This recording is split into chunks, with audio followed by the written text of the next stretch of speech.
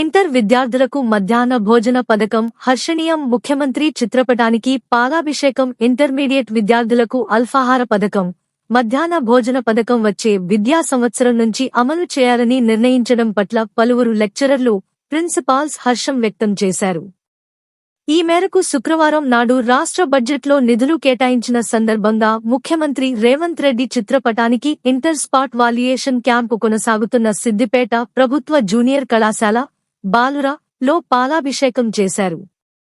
ఈ సందర్భంగా డిఐఇఓ రవీందర్ రెడ్డి మాట్లాడుతూ, ఈ పథకం వల్ల గ్రామీణ పేద విద్యార్థులకు సరైన వేళకు పోషక ఆహారం లభిస్తుందన్నారు.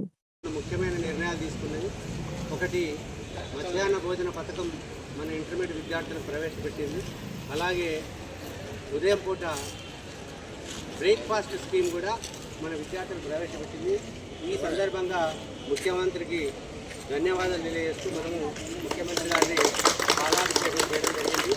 ఎందుకంటే ఉచిత విద్య ఎలా అయితే ఇన్ని రోజులు మన ఇంటర్ వ్యవస్థను కాపాడిందో, ఈ మధ్యాహ్న భోజన పథకము, బ్రేక్ఫాస్ట్ పథకం కూడా మన విద్యార్థులకు మన అడ్మిషన్లు పెంచుకోవడానికి, మన విద్యార్థుల ఆదర్శ శాతాన్ని పెంచుకోవడానికి ఉపయోగపడుతుంది.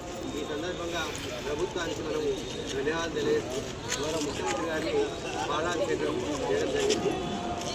ఈ రెండు స్కీమ్స్ వలన మన అడ్మిషన్లు పెంచుకోవాలి, మన ఆదర్శ శాతం పెంచుకోవడానికి ప్రిన్సిపాల్